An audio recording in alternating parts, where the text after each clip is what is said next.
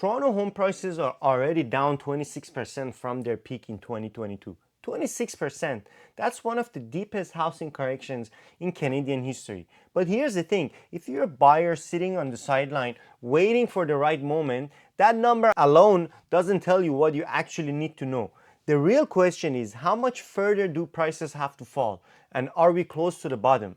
Today I'm going to walk you through 4 data-driven scenarios, the same kind of analysis I use with my own clients every single day. And at the end, I'm going to give you my honest personal take, not what sounds good on YouTube, what I actually tell a family member. Before we get into the scenarios, let's make sure we're all looking at the same starting point. The GTA average home prices peaked in February 2022 at $1,334,000. Today we're sitting at roughly $1,008,000, according to the most recent February stat that we received. We just saw a 4.7% drop from 2024 to 2025 alone, and now it's gone even down more. And look at the bottom chart. You can see the entire price journey, the run up, the peak, and this sustained grind downward that we are in it right now. The number that really tells you how bad this is new home sales in the GTA that hit approximately 5,300 units in 2025. That's the worst year on record. In 45 years of data, we are in a genuine correction. That's not a fear mongering, that's just what the numbers say. So the question is, where do they go from here? All right, scenario 1, and this is the one that I want to spend the most time on, because this is the most Toronto specific story happening right now. Look at this chart.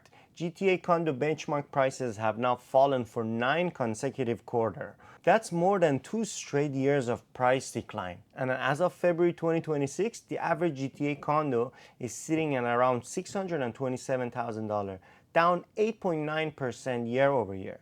Here's the key thing to understand about why condos got hit so hard. This market was driven for years by investors.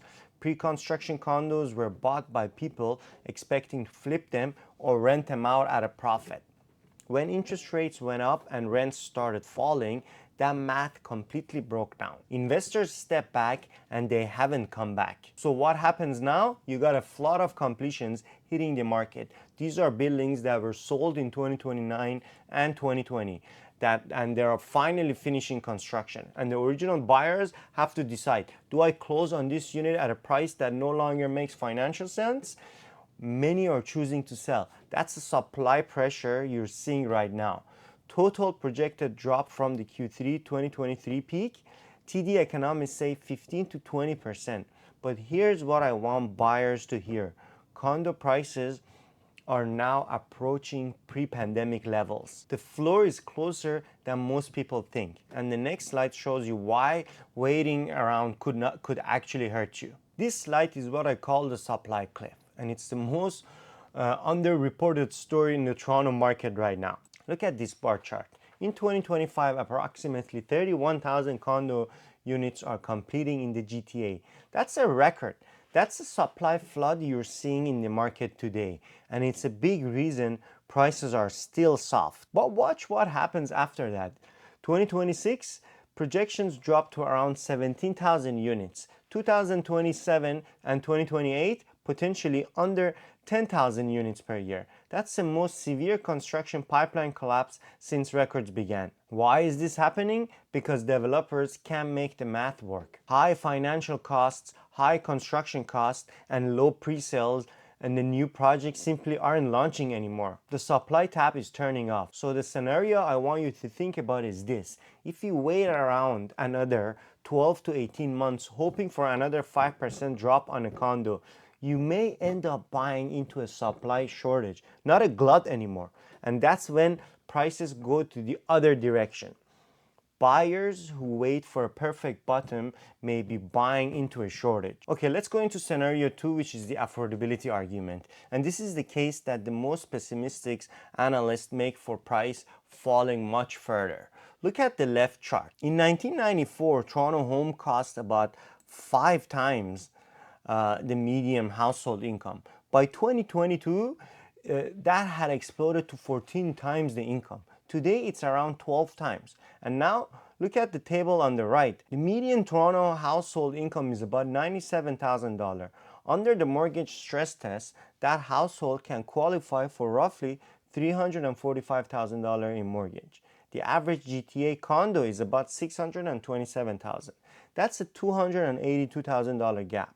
Even before you talk about a house and like other expenses. The argument that a lot of real estate bears make is prices have to come back to the ratio that regular people can afford.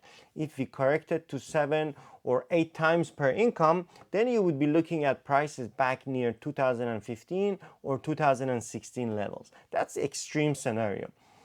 But here's why I don't think that happens and why I want to be balanced with you, honestly. True price collapse, the kind that wipes out 30 to 40% of value, that requires a lot of forced selling. People have to sell and not people who choose to wait. And right now, Canada's mortgage delinquency rate is about 0.2%. That means essentially nobody's defaulting right now, right? Everybody's doing whatever they can to just pay for their mortgage. There's no forced selling wave that is coming.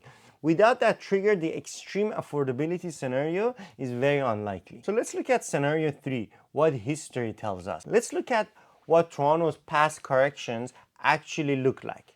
The 1989 to 1996 cycle is the one people bring up the most often. Prices fell 30 to 40% in real terms, and it took 14 years to recover. That was brutal. But that was also driven by a full recession, sky-high interest rates, and massive forced selling. People were losing their jobs and couldn't service their mortgages. The 2017 corrections, you might remember this. Prices dropped about 20% in 6 months after the foreign buyer tax was announced. Sharp, fast, and then recovered in about 2 years. Now look at today's cycle. 20%, 26% down already, and the drop is still happening. Slow, grinding, drawn out. Recovery? Maybe. Here is what makes this cycle different and why I don't think it becomes a 1989 repeat. First, it started from a much higher base. A 26% drop from 1.33 million in dollar terms is enormous. That's a lot of money we're talking about.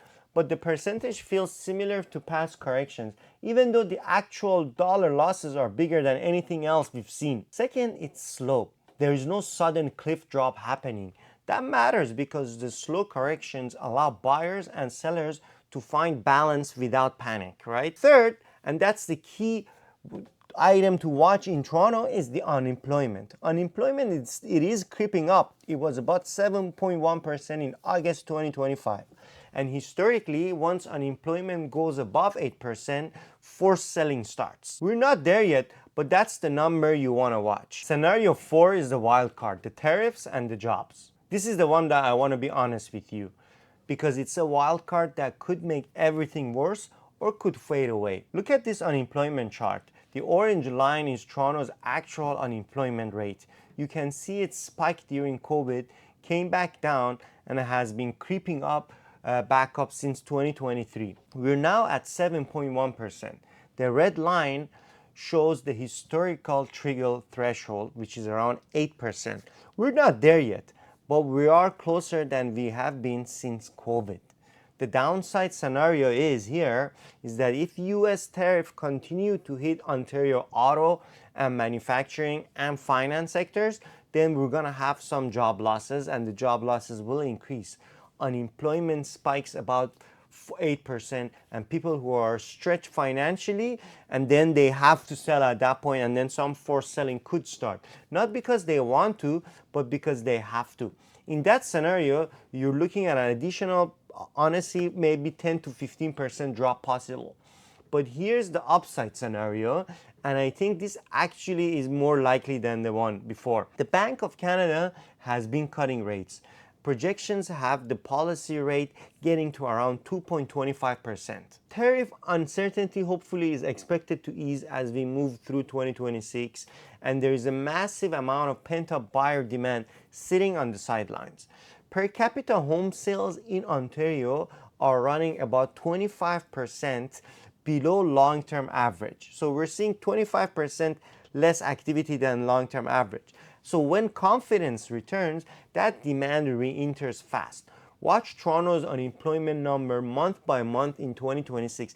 That's your leading indicator. Now, before I give you my personal take, I want to talk through the 4 things that I believe put a real floor under this market and make a true collapse very unlikely. One is mortgage defaults near historic low. Still, homeowners who could be in trouble, they're not really are yet because they locked in low rates, or because they built equity over years, or because the bank of mom and dad is backstopping them.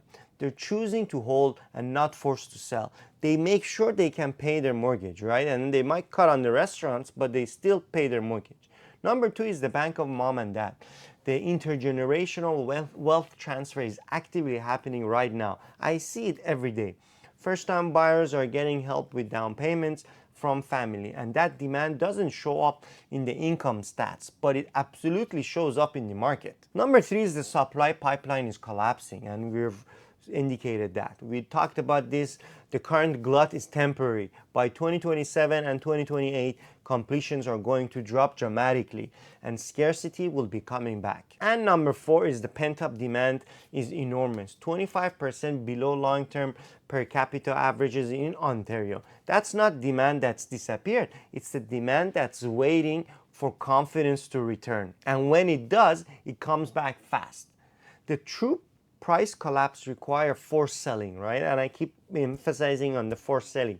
The Canada's mortgage market is not showing those signs yet. All right, so here's my honest take and what I would tell a family member if he called me today. If you're looking at condos and you're buying it into to live in it for at least 5 years, I genuinely believe the risk of waiting is now greater than the risk of buying. Prices are near pre-pandemic levels and the supply cliff is real and arriving soon, and that pent-up demand that we're talking about, it's gonna re-enter this market. You want to be positioned before that happens, not after. My focus would be on quality, larger format condo units, not the tiny investor studios.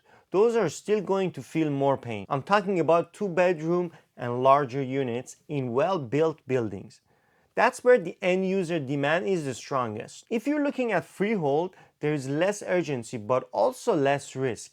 Prices aren't going to come down much more from here, and buyers right now have the negotiation power that they haven't had in years. That's actually a really good thing. Take advantage of it. The one thing that I tell everyone, stop trying to pick the absolute bottom. Nobody rings a bell when the market turns. The data we just went through tells me that we're much closer to the floor than to the ceiling. And the supply story alone should be keeping you up at night if you're waiting for that perfect moment to enter the market. Whether you're buying a condo, a semi, a townhouse, whatever it is, book a call with me. Link is in the bio. And if this video helps you make sense of what's going on in this market, please hit subscribe. I put out this kind of data-driven analysis every week. See you in the next one.